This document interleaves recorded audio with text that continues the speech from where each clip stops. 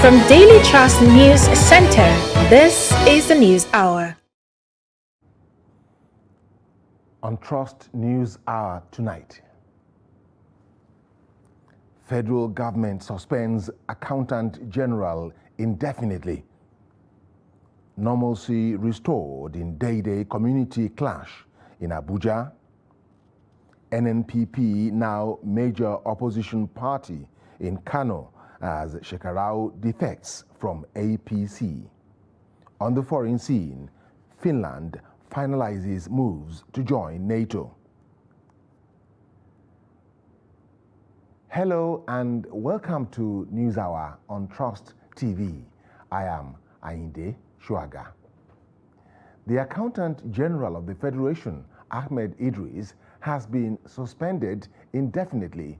The Minister of Finance, Budget and National Planning, Zainab Ahmed, announced the suspension on Wednesday.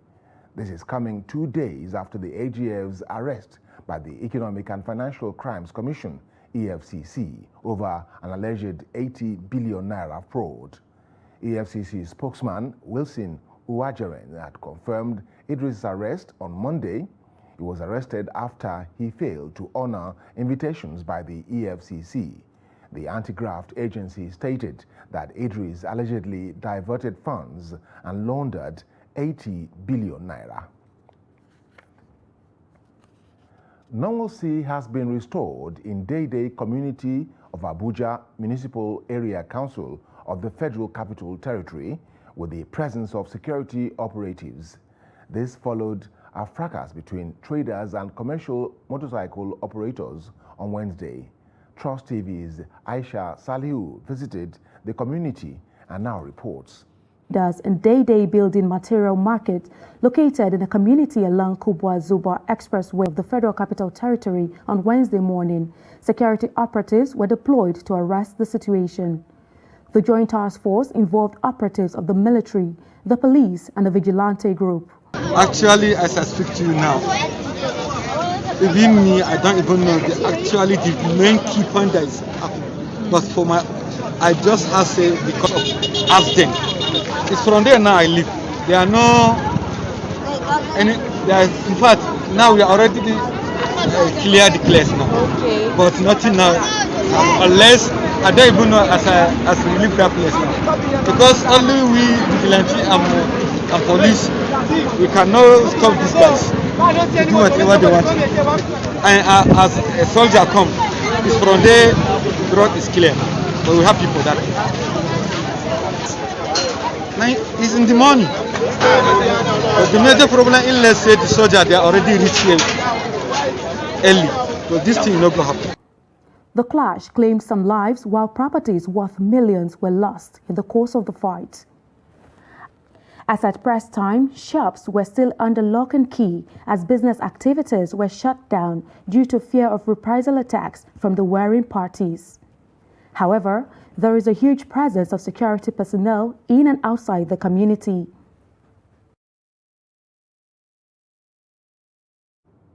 Former Governor of Kano State, Ibrahim Shekarau, has defected from the All Progressives Congress to the New Nigeria People's Party. The former Director General of the Bola Tinubu Support Group's Management Council, Abdulmumin Jibrin, who had recently joined the NNPP, made the disclosure in a tweet Wednesday morning. In the last few days, there have been reports of the senator's move to defect to the fast-growing NNPP, where it was also reported that the leader of the NNPP, Rabiu Musa Kwankwaso, paid him a visit in Kano. Shekarau represents Kano Central in the Senate. Hundreds of APC members loyal to a former federal lawmaker, Senator Magnus Abe, on Wednesday stormed the premises of the Rivers State ACP Secretariat, alleging hijack of State Assembly aspirants screening, as well as the ward and state delegates selection. Speaking with newsmen, the aggrieved party members said they arrived at the Secretariat at about 6 a.m. only to meet the gate under lock and key. The protesters, who are members of the APC from the 23 local government areas of the state, carried placards and various inscriptions calling on the party's national secretariat to intervene in order to avert what happened to the state party during the 2019 general election. In the meantime, security agencies who have taken over the party secretariat have restored normalcy.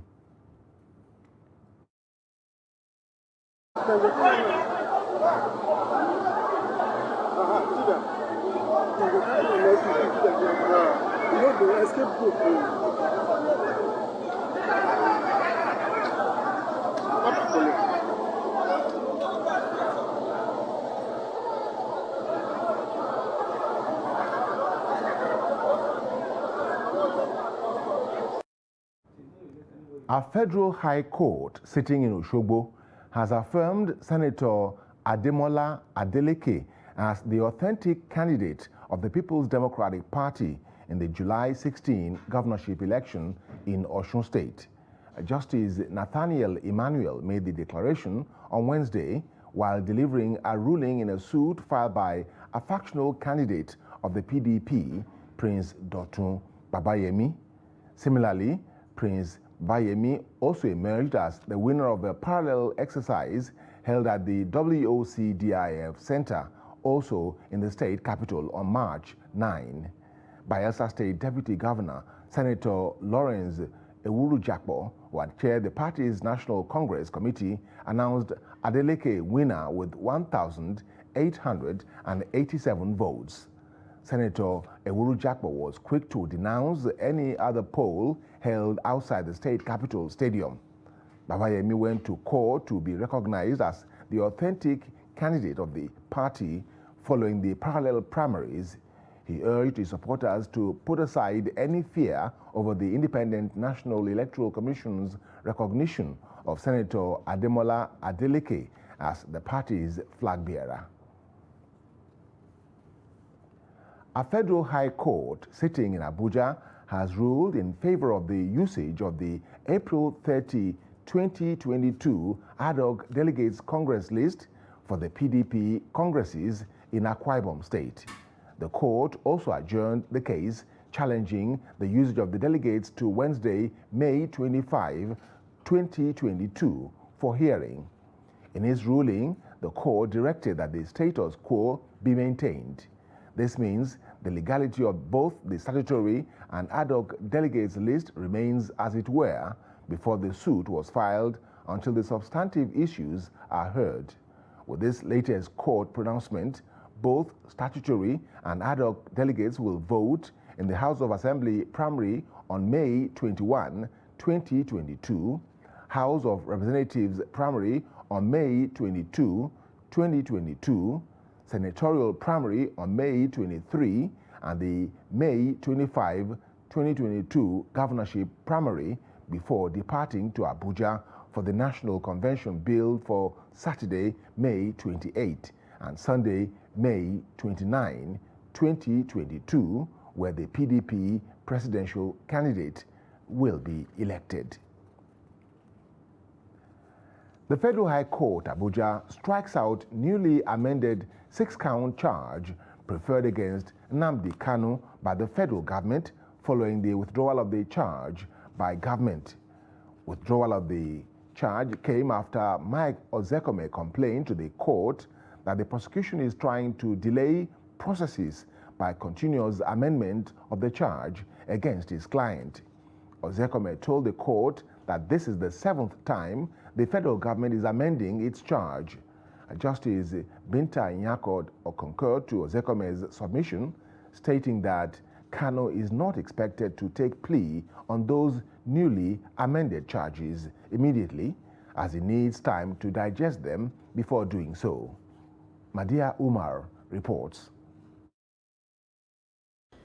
The much-awaited date for the bail application hearing of the indigenous people of Biafra's leader, IPOB, Nnamdi Kanu, is today. But it didn't start without a little bit of drama, as some supporters of the IPOB leader were seen around the court and they were dispersed with tear gas by the security agents who were on ground, gallantly on ground, to make sure that citizens follow law and order in the court premises. That's the Federal High Court premises. Today was set aside for bail application, but according to the Defense Counsel, the government sprang up with a surprise, and this, they say, has happened for the 7th time. In the government's motion, they moved the motion that struck out one charge out of the 7 charges that is still left for the indigenous people of Biafra's leader. Recall that in the last sitting, which happened in the month of April, the court presided over by Justice Binta Murtala Inyako struck out 8 charges out of the 15. So right now, what they are having this storm of issues about in the court today was the fact that this came out in the wee hours of the night, and it didn't give them time to actually serve this to the Defense Counsel. It created a storm quite well in the courtroom. And right now, what is going to happen is that these charges will remain the way it is, because it's going to be 7. And according to the Defense Counsel, he said that if they accept this 6-count charge, it might mean that they will have to go for a new plea, which might not be favorable for them. So the bail application, of course, today has been denied, but not completely denied, because in the wisdom of the court, they have to sit again and listen to the full story why Nnamdi Kanu skipped trial in the year 2017. And until they hear the whole story, they cannot make a decision. But the date, the story continues, or the court sitting continues, or stayed adjourned to the 26th of May 2022. Martia Umar, Trust TV News, Abuja. In the meantime, the Coalition of United Political Parties, CUPP, says Nigeria has lost a great opportunity of finding a political solution to the issue of agitation in the southeast by refusing to grant bail to the leader of the indigenous peoples of Biafra, IPOB, Nnamdi Kanu. Spokesperson of CUPP, Ikenga Ugochinyere Ikeagwono, stated this while reacting to the ruling on Wednesday by Justice Binta Inyako, who refused a bail application filed by counsel to Kanu in the treasonable charges brought against him by the federal government. The judge based her refusal on the grounds that the circumstances of Kanu jumping bail when he was first granted bail were unclear. Ikeagwono said that the judge failed to understand the circumstances under which Nnamdi Kanu fled the country. He said President Muhammadu Buhari has the solution to the trial of Nnamdi Kanu, as he has the powers to order Kanu's release as a way forward in bringing a political solution to the IPOB agitation. Some residents of Awka have expressed bitterness over the continued sitting at home order by members of IPOB in the southeast. They spoke to newsmen who monitored compliance to the order in Awka, the Anambra State capital, Onitsha, and Nnewi, where businesses were completely shut down. Some expressed regret that the impact of the order and the continuous killings in zone, and called on the federal government to address the demands of the group. Of government, I insist that government, both at the state and federal level, should explore all options available to bring peace to Anambra State, Southeast, and then throughout Nigeria, because nowhere is safe now. Yes, the matter is in court, but you also look at what they call political solution. Okay, dialoguing is can never be put aside. At all times, no matter the kind of war, dialogue can come in. People can be asked to say, yes, this is your position, this is what you are asking for. The government should have, an inward approach. The government should inaugurate an inward investigation or interrogation as to find out what actually is eventuated this high state of insecurity in Anambra State, ever since the Anambra State government made a comment trying to ban sit at home by sheer executive fiat. So I would say that the rest of Anambra State is a little bit traceable to a particular event. So I would say that the government should do what I may call a peer review mechanism.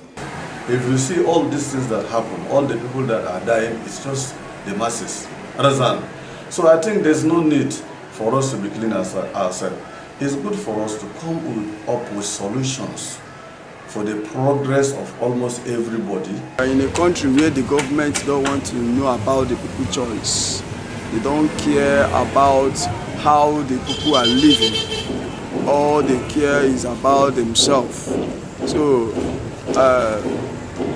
I will say the only way to settle this issue is dialogue.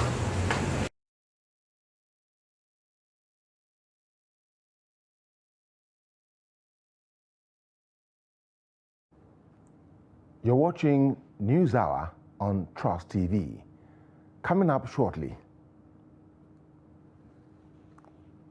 Katsina government pledges to address issues around water supply. This and more after the break. Do stay with us.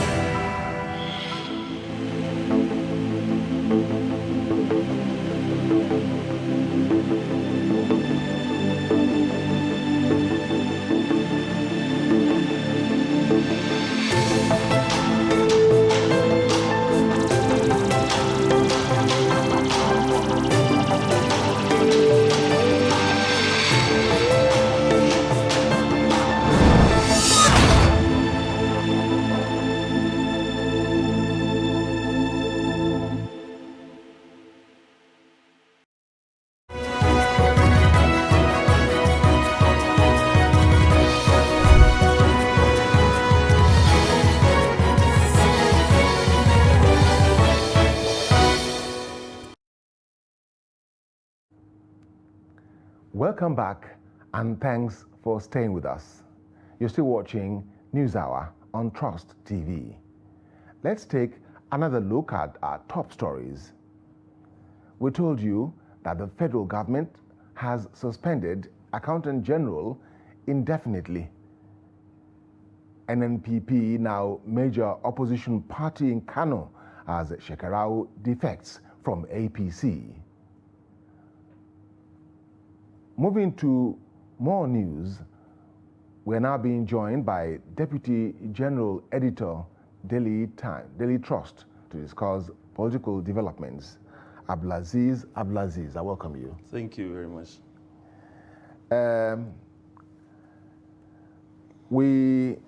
NNPP is now having bandwagon effect in Kano, with the prominent politicians coming to its fold.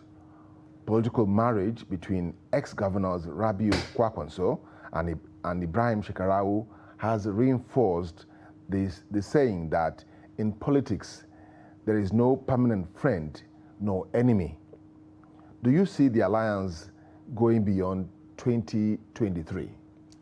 Well, that one is something that perhaps nobody can actually say with exactitude. But of course, as you said, it's something that it was quite surprising because, and it also really reconfirms nothing, for example, maybe in contemporary Nigerian political history that confirms the saying that there is no one permanent friend or enemy in politics, but permanent interest other than this, because these are arch political rivals that have been in political rivalry almost forever, literally, because, for a little background, Shekarau was a permanent secretary, a civil servant in the Kano state government when he decided to join politics around 2002, and of course they have own disagreement which made him to quit the government and then join politics in 2002, and he led a movement that led to the dislodgement of the Konkoso government at the time in the 2003 election, and ever since they have not been together. When around 2014, the then newly formed APC was scouting for governors to join his fold, and they finally agreed to have Konkoso on board. Shekarau couldn't wait for him to join the party. He left the party for Konkoso and went to PDP. And then when Konkoso left the PDP, they kept missing each other. So this is the first time that the two are coming together under one political platform. So that in itself is a historic political, alliance. But then, because a lot of people, pundits say, these are people that are poles apart in terms of their own worldview, their own politics, their own background, and also their antecedents and the personal history between them. This one pushed the other from civil service, and the other one retired him from being governor of Kano, and then now coming together. So some people think that this may really last for long. It may not last for that long because of maybe those differences are going to manifest at one point or another in this political marriage. Now, let me ask, how could parties take care of the interests of people joining them just for the elections? Is it just for at this time, or how could they continue? Yeah, I think that is one thing also seen with this political marriage of convenience in Kano. As in, just before I entered the studio, I was going through the list of candidates or agreed candidates for various positions in the newly formed NNPP in Kano, and it shows that people have been dashed tickets, and names are just filled out against constituencies, which shows, of course, that this is a matter of temporary interest, which is the interest of the moment, and it also shows that perhaps the two political gladiators have closed their ranks to advance or to pursue a bigger goal, which was, of course, personal, because all of them have one ambition or grievance or the other.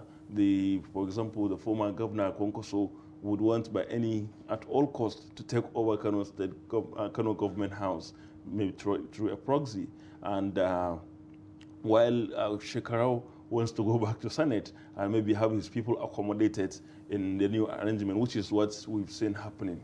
Okay. Now, we heard reports of gunshots at the APC Congress in Rivers State. What could you say is responsible for militarization of political process in Rivers State?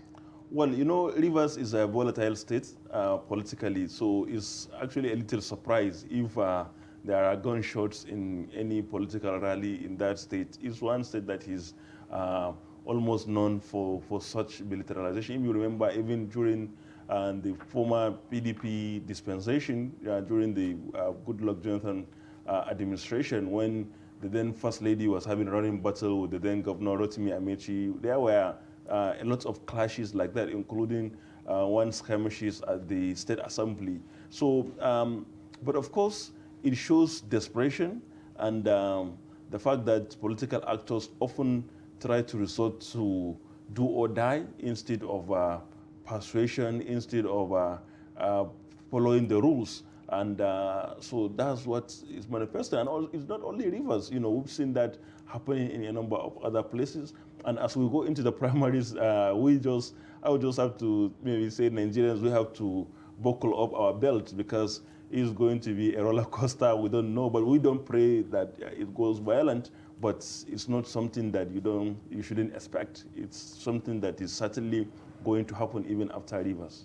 Thank you very much, Abdulaziz. Thank you very Deputy much. General Editor of Trust. Thank you very much. Thank you very much. The national leader of the All Progressives Congress, APC, Bola Ahmed Tinubu, has visited Kwara State ahead of the party's primary election. He assured state delegates of his readiness to change the fortunes of the country if chosen by the party and elected come 2023. The presidential aspirant who visited the Emir of Ilorin pledged to navigate the road to prosperity if elected the next president. The APC national who was vying for president arrived at Ilorin International Airport accompanied by the Kwara State Governor, Abdurrahman Abdurrazak.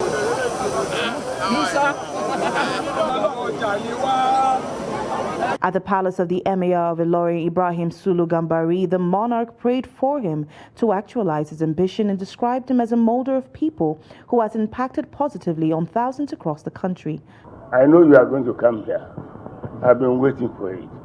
And I've been wishing that it will come, you will come, there will be no issue, there will be no problem, and you will succeed.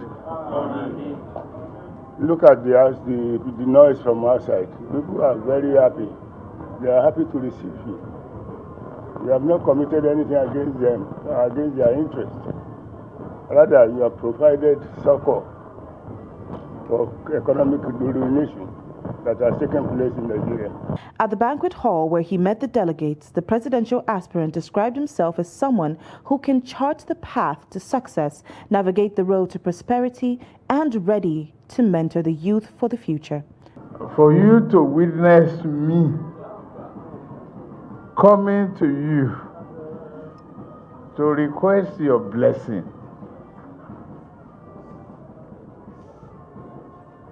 glory be to God. Some years back, I never knew this will happen, and that you are alive at a hill, healthy. We thank Almighty Allah to continue to keep you in great health, wisdom, and keep you alive to see that union. Earlier, the Kwara State Governor, who eulogized the achievements of Tinubu as the Governor of Lagos State, described him as a political pace-setter. Now, as you know, we're trying to achieve in Kwara what Asiwaju achieved in Lagos.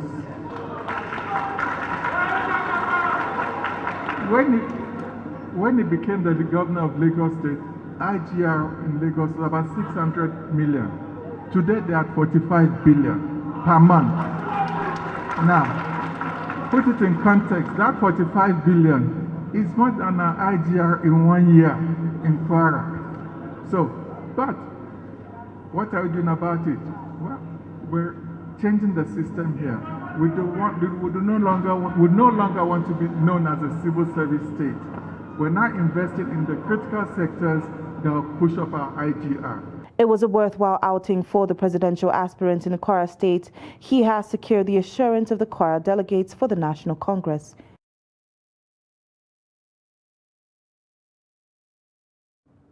The campaign train of the presidential aspirant of the People's Democratic Party, Atiku Abubakar, was in Kaduna to solicit support of party delegates from the state in the forthcoming primaries of the party. Fatima Ladan has more. Addressing delegates from the party, the former vice president said he is certain that the party won elections in Kaduna during the 2019 elections, adding that 2023 will not be different. I also want to appreciate your support in the 2019 general elections. I know for sure PDP won that election, but it was taken away from you. both at Kaduna State level and also at the national level. I thank you very much for that support. He promised to deal decisively with the security challenges in the country and also reduce poverty, unemployment, and restore peace in the country. I was going to deal decisively with the insecurity that is pervading this country today. And when I say decisively, I mean it. I'm going to do it. And then also mention how we are going to deal with the economic situation in the country. The former vice president says he will bring an end to the present impasse between the Academic Staff Union of University and the federal government, considering the importance of education to the youth and the country at large. Fatima Saleh-Laden, Trust TV News, Kaduna. Two frontline presidential aspirants on the platform of the People's Democratic Party, PDP, Governors Mohammed Bala and Aminu Tambuwal of Bauchi and Sokoto states, have agreed to work with whoever emerges as the party's presidential flag bearer. Both were in Gombe on Monday to woo delegates ahead of the party's primaries. The duo promised not to hold the party to ransom should they fail to get the party's ticket. Fielding questions from journalists, Bala described himself as an aggressive Democrat who has exceeded many expectations. On his part, Tambuwal said though he is serious about his presidential ambition, he will not pursue it to the detriment of the party and the nation.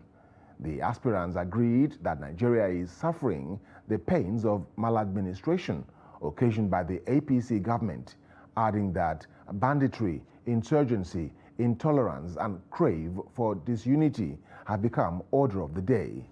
PDP chairman, retired Major General Amnon Kwas Kebe, described the duo as eminently qualified for the office they seek, assuring them of his delegate support. I have always been a Democrat. I have exceeded my personal expectation of myself. I was just like you, scooping for news some few years ago. So I signify this hope.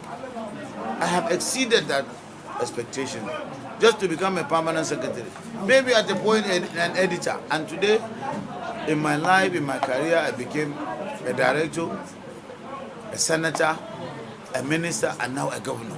I have that self-fulfillment. So whoever emerges other than myself, who knows how to do it, I will bring my knowledge, my contribution to him so that he will succeed. I will support whoever emerges. Thank you very much. By the grace of God, I will get it, and I will be the standard flag bearer of our party. If God Almighty decides otherwise, I will support the candidate of my party, and we shall in unison work towards winning the election for our party and for Nigerians come February 2023. A presidential aspirant of the People's Democratic Party, PDP, and governor of Akwa Ibom State, Udom Emmanuel, has vowed to revive Nigerian industries if elected president. Governor Udom Emmanuel spoke when he met PDP delegates at the party's secretariat in Gombe. Ibrahim Ismail reports. Governor Udom said Gombe State has potentials of becoming a great industrial hub with the right investment in agriculture. He said he will not focus only on building roads, but will inject resources in industrialization and job creation in the country. I won't come and tell you I'll build road. Everybody they build road. Anybody can build road. I'm building many hospitals. Every federal constituency in my state has equivalent close to the standard of a teaching hospital anywhere. I won't mention that one. I'm one of those very few. Today I'm running free and compulsory education because I believe education is key. We are one of those amongst all the secondary primary school in my state. We've done 3,467 constituency projects only in education.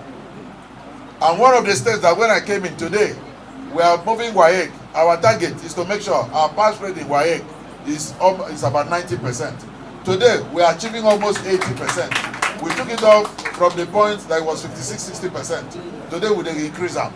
So education, take it as a social contract with you.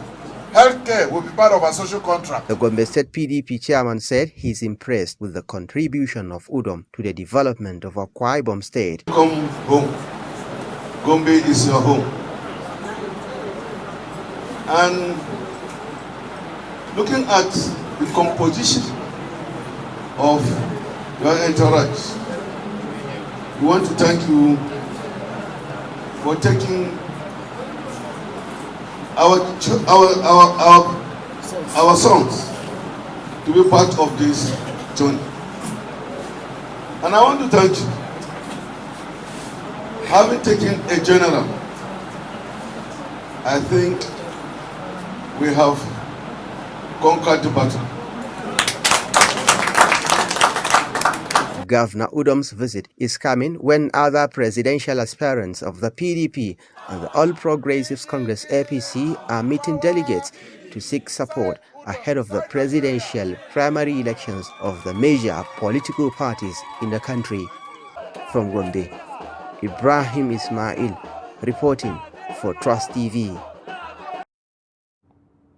The Northern Youth Council of Nigeria has called on the Economic and Financial Crimes Commission, EFCC, and the police force to arrest Alhaji Liman Isa Kantigi, a governorship aspirant for the money laundering in 2018. The group, at a press conference in Kaduna, said Kantigi should be behind bars, not running for governorship. Fatima Saleh Ladan reports. The group said Kantigi was allegedly indicted for money laundering and conspiracy to commit money laundering in the year 2018. The president of the group, Comrade Isa Abubakar, said having been tried in absentia at the Federal High Court, Abuja, Kantigi ought to have been apprehended and prosecuted accordingly. From the foregoing, it can be distilled that Alhaji Liman Isa Kantigi was tried in absentia in line with the extant law and indicted accordingly. He ought to have been apprehended and prosecuted accordingly as mandated by the trial court. Unfortunately, he returned to the country and has walked freely without arrest and any possibility of prosecution. Meanwhile, a faction of the group dismissed the allegations, saying it is baseless and lack merit. In all the legal rigmarole, there was no such place where Liman Isa Kantigi was ever sued or joined in suit. Rather, it was some companies that stood trial. Honorable Isa Kantigi has not been subjected to any criminal trial or convinced by a competent court of law. The National Executive of the Council met and resolved that the President, Dr. Isa Abubakar, be suspended forthwith from the activities of the Council pending the conclusion of the investigative committee that we have set up. However, in a reaction, Kantigi, through his campaign organization in Niger State, said the fact that the press conference could be held in Kaduna while he is aspiring for governance in Niger State, it is suspicious. Fatima Sada Laden, Trust TV News, Kaduna. The Independent National Electoral Commission, INEC, has cautioned political parties against non-transparent primaries in order to sustain Nigeria's democracy. FCT INEC Resident Electoral Commissioner Yahya Bello made the call in Abuja at a stakeholders interactive session ahead of political parties, congresses, and primaries.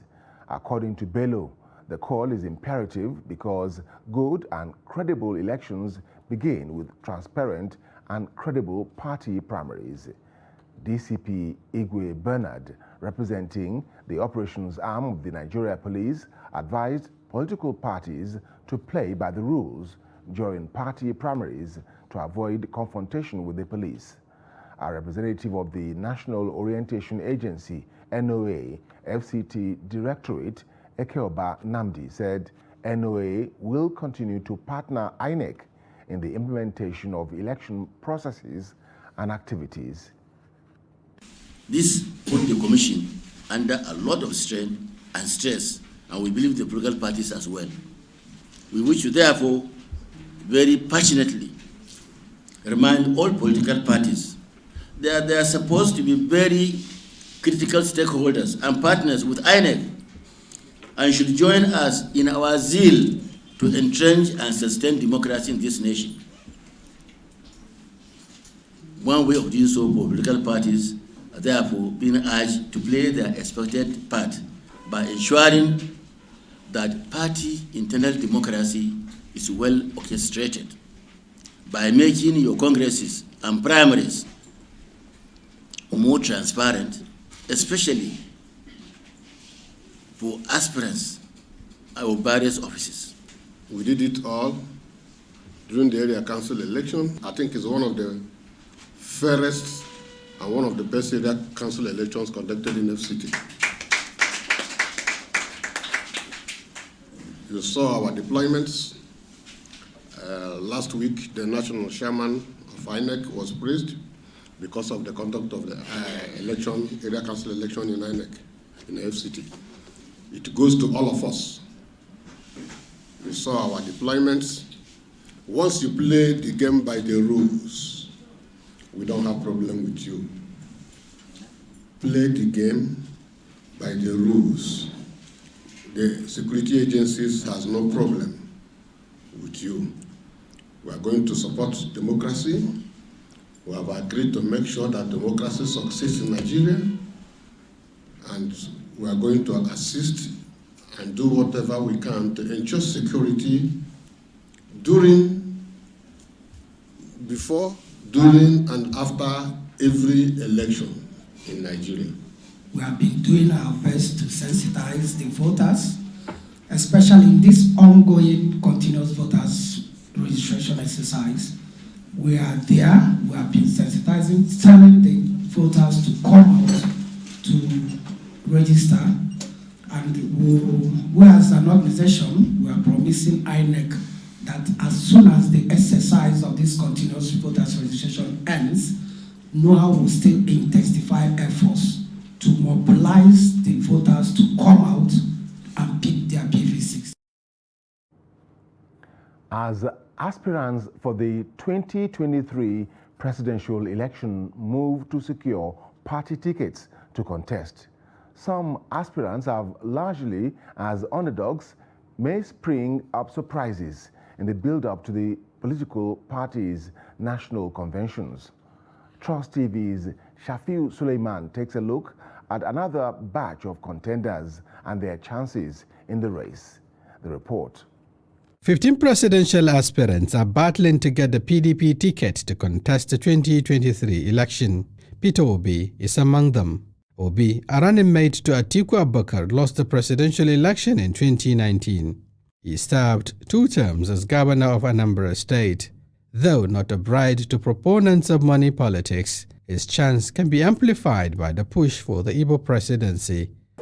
The most critical thing is, what do we do to pull Nigerians out of poverty and create a future for teeming unemployed youths of Nigeria? We must change our polity and change to what other nations are doing, and that is building a better nation for their people. Aminu Tambuwal, a former Speaker House of Representatives, a 2-term governor of Sokoto State, is very visible in the race. He is not new to delegates politics as a frontline PDP presidential aspirant in the last election. Though age is on his side, rotation or zoning, even as jettisoned by his party, may be a stumbling block. From the League of Other Political Parties, Kingsley Moghalu, with persistent push for the top job, understanding of the political economy of the nation as a former deputy governor of the central bank could be added advantage. Weak and not well-known political platform will undermine his chances. In the ruling APC, Yaya Bello, a 2-term governor of Kogi State, is young and optimistic about his chances. He enjoys the support of the youth, who believe mainly in his ability to support the course of stomach infrastructure. His performance or otherwise as governor will form the basis of his assessment. Our great party, the All Progressives Congress, is a party that has its own ethics, rules, and regulation. And I know surely that all of these are in my favor, And I am not in any way scared or deterred by the pedigree or anybody whatsoever.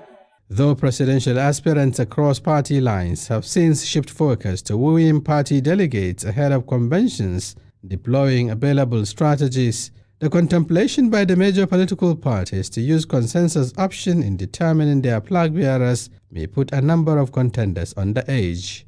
Shafiu Suleiman, Trust TV News, Abuja. The acute water shortage facing the ancient city of Katsina and its environs may soon be over following rehabilitation, upgrading, and total overhaul of Ajiwa Waterworks. Residents of the state capital and some surrounding towns, as well as villages, have been suffering from persistent water shortage since the beginning of the project.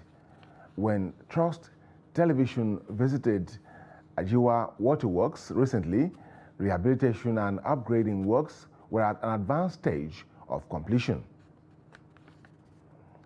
Ajiwa Waterworks has never witnessed any form of rehabilitation or upgrading since its construction in 1974, when Katsina was a local government with a population of less than 6,000 people.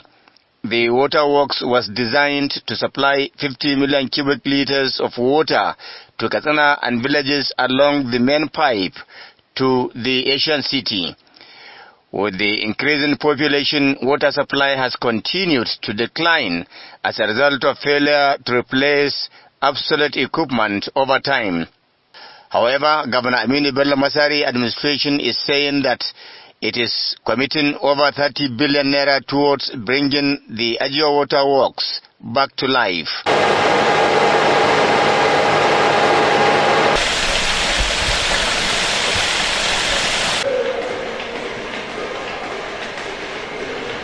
The contract is for the rehabilitation of 2 clarifiers, procurement and installation of new electromechanical equipment at the existing Ajiwa Waterworks. This is in addition to the construction of new and rehabilitation of existing reservoirs at Ajiwa and Katsina. The original contract of the Ajiwa gave birth to about 13 different contracts. That is from the initial contract of 2.17 billion, which is the scope of the contract. It talks about the new treatment plan. Some of the electrical components are modernized components, but today, when the contractor and the consultant opened the entire sector, it needed total overhauling. To improve quality and ensure uninterrupted water supply, power injection substation is being constructed, while 2 brand new electricity generating sets have been procured to attain optimal utilization of the waterworks upon completion. The next thing is the spillway expansion of the dam. With the opening of the bridge to be a 2 cars will go, the water channel is going to be expanded. The dam will expand. That's a contract that of over 3.something billion we signed. And we handle the contractor, the site. Now the machine are over. The civil work is almost 90%. So now the Katsina State people has future on water. Another success story is the contract for the water distribution network in Katsina City, hitting about 89% completion stage. Residents of Katsina hold Governor Aminu Bello Masari in high esteem and believe that his being a professional in the field will ensure that they will have enough water for drinking and other domestic purposes before the end of his tenure in 2023. This is the first time I'm hearing this, and if it is true, the government is doing something anywhere to provide lasting solution to acute water shortage in Katsina, we will appreciate it. Our number 1, 2, 3 problems are water shortage. The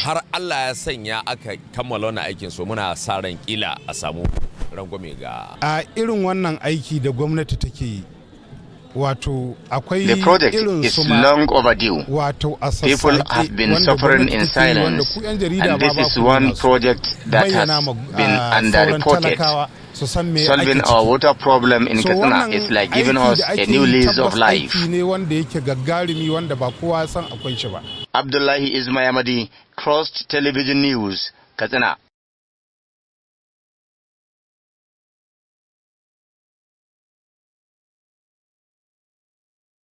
Bureau Special Tactical Squad, FIB STS, have arrested 31 suspects in connection with kidnapping of students of Greenfield University, as well as suspects of culpable homicide, rape, and unlawful possession of firearms, etc. The police equally recovered a total of 61 firearms, including 41 AK rifles, 8 Type 06 rifles, 4 light assault rifles, and 4 pump-action guns. Others are 2 locally made firearms, 1 G3 rifle, 1 Dane gun, 3 76 rounds of live ammunition of different calibers, and cash sum of 2 million naira from the suspects. Prominent among the cases include a case of kidnapping where the duo of Aminu Lawal, aka Kano, and Mosala Dawu, aka Mugala, both working in synergy with the kidnap kingpin known as Yellow Ashana, confessed to the kidnap and murder of 2 police officers and 1 vigilante in 2021. You're watching NewsHour on Trust TV. After the break. My people, how do you feel when you see bulldozers demolish beautiful but illegally built private houses, estates, or plazas? Agony and pain. That is exactly what the FCT administration feels also. No responsible government is happy to inflict pain on her people by demolishing any property. Are you planning to acquire a piece of land? Avoid buying land from indigents or local chiefs or any other unauthorized source, as doing so could ruin your valuable investment. Only the Minister of FCT allocates land in Abuja. So, to acquire a piece of land in Abuja, go to the Abuja Geographic Information Systems, popularly known as AGIS, and obtain the relevant application form. Also, visit the FCDA Mass Housing Department to check the genuineness of land title before you acquire any property in any of the housing estates in Abuja. Do the right thing. Don't be a victim. This message is from the Federal Capital Territory Administration.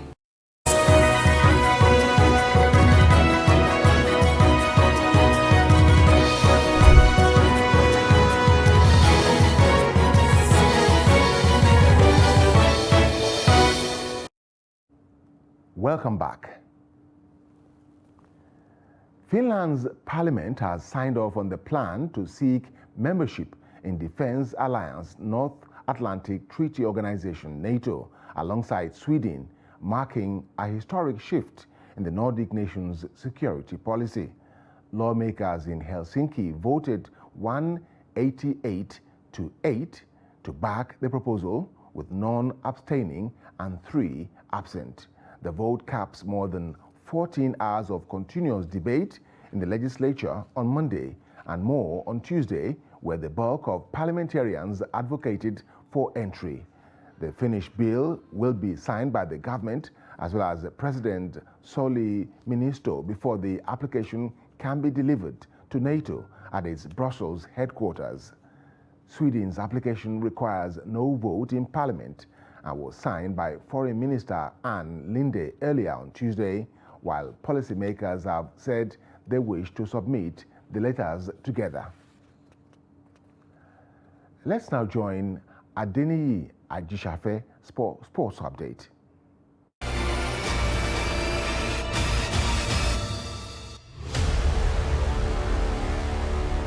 Federal Ministry of Youth and Sport Development has concluded plans to hold the maiden edition of the Under-18 Basketball Championships to ensure more youth participation in the game of basketball.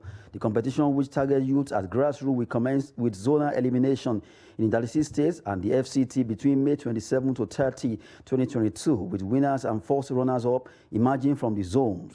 proceeding to Abuja for finance from June 3rd to 8, 2022. Federal Ministry of Sports says it intends to boost grassroots basketball through the organization of basketball leagues for male and female, development of home-based coaches with coaching clinics, scientific approach to the game of basketball, development of referees in line with international standards, encouragement of basketball academies, working with retired Nigerian basketball stars and active professionals, among others. And in football, Nigeria under-20 boys Flying Eagles on Tuesday night defeated the Baby Elephants of Cote d'Ivoire to reach the final of the ongoing WAFUB under-20 championship in Niamey, Niger Republic. The team also won a ticket to 2023 African Under-20 Cup of Nations taking place in Egypt. Midfielder Daniel Daga put Nigeria ahead after only 5 minutes when he cleverly escaped the attention of Ivorian defenders to nod in from a pull-out. Baby Elephant equalized just before halftime from free kick at the edge of Nigeria's 18-yard box. Neither team could find another goal to gain upper hand before the end of regulation time at Stade General Seni Konse Stadium as the game went into extra time. Forward Ibrahim Yahaya got the winner for Nigeria in the 111th minute of play when he scored from a penalty kick to make it 2-1. Flying Eagles earlier defeated defending champion Ghana 2-0 and drew 2-2 against Burkina Faso. They faced Benin Republic in Saturday's finals. That's Sport News. I am Adeni Ajishafe.